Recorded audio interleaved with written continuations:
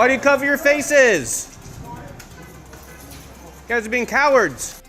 Now in 6, new video shows what appears to be ICE agents arresting a man inside a Home Depot in the Dalles. We hear from the man who caught the incident on camera coming up in one of our top local stories. We also share more of this video out of Clark County of a driver ramming deputies while trying to escape them. How she was managed to be stopped. And the Santa clones, they're back in Portland, but you're gonna have to find them yourself. Where to find clues to track down the Santas coming up as your News at Sunrise starts right now.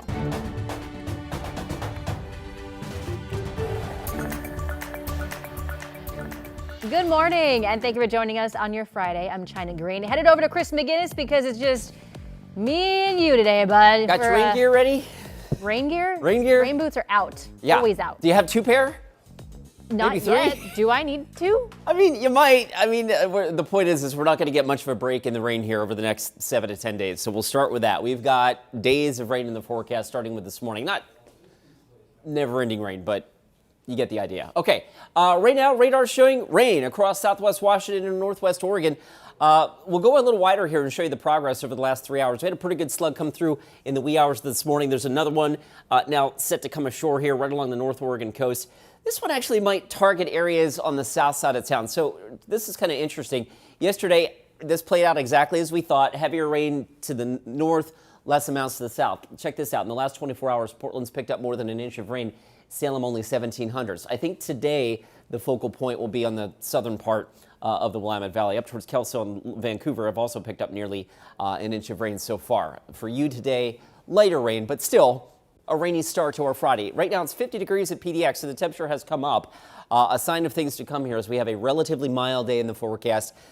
South breeze is also going to pick up eventually as well, so it will turn a little breezy. I think the rain shuts off a bit this afternoon. If it doesn't shut off completely, there will be some dry time later today. So we'll get to enjoy that before the next round of rain comes in this weekend. All right, let's get you out the door. There's a look at the roads right now. Yeah, plenty of water out there, lots of road spray, all that fun stuff. Yesterday's morning commute was pretty slow, despite the fact that we didn't have any major crashes. Obviously, folks slowing down in the rain, so I would expect more of the same today. So far, though, drive times are in pretty good shape. No major trouble out there just yet. I do want to remind folks the I-205 Abernathy Bridge closes overnight tonight and tomorrow night as ODOT does some sign bridge installation. So just be aware of that late tonight, early tomorrow morning, the closure from 11 to 6. Your detours, Highway 43, 99E, and I-5. China? Thank you, Chris. Authorities arrested a man at a Southwest Portland MAC station after he allegedly threatened TriMet security with a knife. He was taken into custody just before 10 o'clock last night at the Goose Hollow MAC stop. Police say it doesn't appear that the man physically hurt the TriMet officer, but that he did show a knife and will likely be facing menacing charges. In Clark County, a police dash cam caught the moment a suspect rammed deputies with a car while trying to flee. Authorities say this all started with a report of a home burglary in northeast Vancouver. The car was stolen and then it was spotted in Battleground. Deputies used a grappler, which is a device that has straps that shoot out from the patrol car and tangle in the suspect's vehicle's axle, which stopped the driver. But she still tried to get away by ramming 2 patrol cars before deputies were able to pin her in. Now, luckily, no one was hurt during this chase. The 40-year-old woman faces multiple felony charges. A new report finds that crime is going down in Washington, but it hasn't reached pre-pandemic levels. So legislators say that they need to keep working on hiring more law enforcement. Washington remains last in the nation when it comes to the ratio of officers to residents. The latest stats from the Washington Association of Sheriffs and Police Chiefs show crime decreased in 2024 compared to 2023. That includes double-digit drops in robberies and murders. The homicide numbers are dropping too, but are still higher than they were in 2019. The chair of the House committee says hiring more beat cops is not the only solution. We need more detectives, we need more investigations, but that doesn't pay as well. And so if you're on patrol, you get paid more overtime and so forth, but that shouldn't be an incentive not to investigate crime. So I want to structure things better. So meantime, the number of juveniles killed in homicides every year has tripled since 2019. Your time now is 6:04. In the Dalles, a cell phone video captured what appears to show ICE agents arresting a man inside a local Home Depot. The video shows him being escorted outside by agents. Our Devin Haskins joins us live and has more on this story. Devin. Yeah, China, this happened Saturday at the Home Depot there in the Dalles. When KGW News talked with one of the customers that was inside the store at the time when he started recording video of what he thought were ICE agents taking away another customer and forcing that customer outside. Destin Ramsey shared this video with KGW News, and in the video you can hear as the man is being taken out. He's shouting his phone number out in Spanish. Ramsey said he heard the commotion and that's when he started recording. He says he talked with that man's family who told him he's a local handyman. KGW has not been able to verify that man's identity or why agents were arresting him. People, it sounds like their dad was really hardworking, really like a strong pillar of not only their family, but of their community, of their church community. You sound like a really, really good guy. We asked Home Depot about it. They wouldn't provide direct answers, but shared this general statement saying, quote, "We aren't notified that immigration enforcement activities are going to happen, and we aren't involved in the operations. We aren't coordinating with ICE or Border Patrol. We're required to follow all federal and local rules and regulations in every market where we operate." KGW also reached out to DHS about this incident. So far, have not heard back. Back to you. All right, Devin Haskins reporting live. Thank you, Devin. Meantime, people in Woodburn are responding after federal agents detained at least 14 people on their way to work. Immigrants' rights groups say that the farm workers and landscapers were all traveling in a van Wednesday morning when they were arrested. At the end of October, a farm workers union said agents detained 35 people in a day. Many of these folks are essential workers, people who play essential roles like growing our food, taking care of our kids. They're in construction. They're in many industries that are critical to Oregon. Woodburn declared a state of emergency last month over federal immigration crackdown. We've reached out to ICE and Homeland Security on these arrests. There's new clues indicating that the federal government may want to open an ICE detention facility in Portland. So here's what we know. While the city already has an ICE processing facility on the south waterfront, detainees aren't held there overnight. Instead, they go to Tacoma.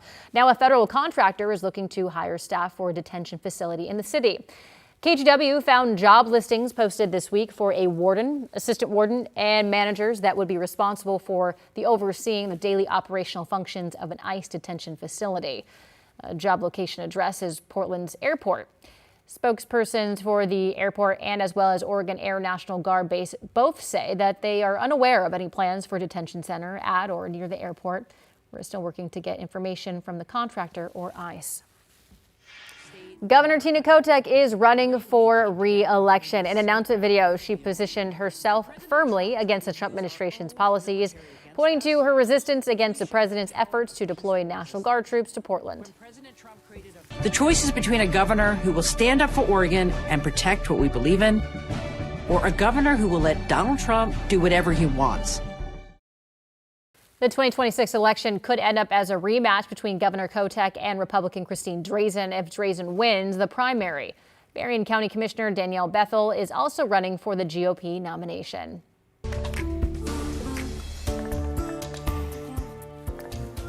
Portland's favorite Christmas riddle has returned. We're talking about the Santa clones. Each year, artist Chris Willis finds a vacant storefront to set up the more than 400 tiny illuminated Santas. He keeps the exact location a secret, but posts clues on his social media each day. The first one is in the form of several haikus. It says, "Where cola once flowed, the plant all but forgotten, yet left us a splash. Carbonated waves, a frothy sea of soda on a sandy shore. Liquid silver face, 2-7 near the zipper, solve it and hit pay dirt." What? You could check out the Santa Clones on Instagram to see the full clue there and get new clues. You got plenty of time to find them. The Santa Clones will be there through New Year's Day. China, I think I got it. No, you don't. I think I do. There were two things that tipped me off there. The Pepsi? Something about Sandy. Cola? Okay. Sandy Boulevard. Okay. There used to be a Pepsi bottling plant on Sandy Boulevard. There also used to be a 7-Up bottling plant, big 7-Up sign that I think has been changed to the Director's Mortgage sign near the Hollywood District on Sandy Boulevard. What about the zipper? Is that like freeway talk? Is it by the freeway? Maybe. So maybe it is the old Director's Mortgage with the old 7-Up sign that is no longer there. Maybe. Whoa! Look at us. my sleuth skills. Code. All right, let's get you out the door. We are wet this morning across the region. Of course, we picked up almost a quarter of an inch of rain at PDX since midnight, on top of the 0.8 or better that we saw yesterday. So it's been a wet go of it, as expected. The trend here over the last 3 hours, there's another little slug of moisture that is now just coming ashore across the North Oregon coast. I think that batch, models kind of want to target the central and southern Willamette Valley with that. You'll see that on Futurecast. That said, the first part of our morning commute is for sure going to be wet. There's more water on the roads this morning than there was yesterday at this time for sure. As I roll the clock on Futurecast, you can see the modeling tries to push that almost out of the area by noon. Now, I don't know that we ever completely shut the rain off, but there may very well be some dry time later today. So that would help to, allow things to dry out just a little bit later today. For now, it's wet. It's 51 at the airport, where at least temporarily the rain has shut off. But again, it will be back with us more on than not this morning. I wanted to point out the temperatures today quite mild. Once again, climbing into the mid to upper 50s. The normal high for this time of the year is about 49. So we're running on the warm side, and that will not change, which also means that Cascade snow levels will be very, very high, again, above the Cascade ski resort. So we don't see snow in the next 7 to 10 days in the Oregon Cascades, unfortunately. Here's the 7-day forecast. I've got us at 57 today. There will be a little bit of a south breeze picking up later on this morning, so you'll notice that, I think. Tomorrow, I've got rain on there, but the deal here with this is that it's occasional rain. I don't think I don't think Saturday's all that wet, but Sunday morning is going to be pretty wet. And then turning our attention to Tuesday and Wednesday, we have KGW weather impact alert days up for the increasing chance of a prolonged period of steady, moderate to heavy rain. We're going to focus more on that coming up in my next weather report in just a few minutes. China?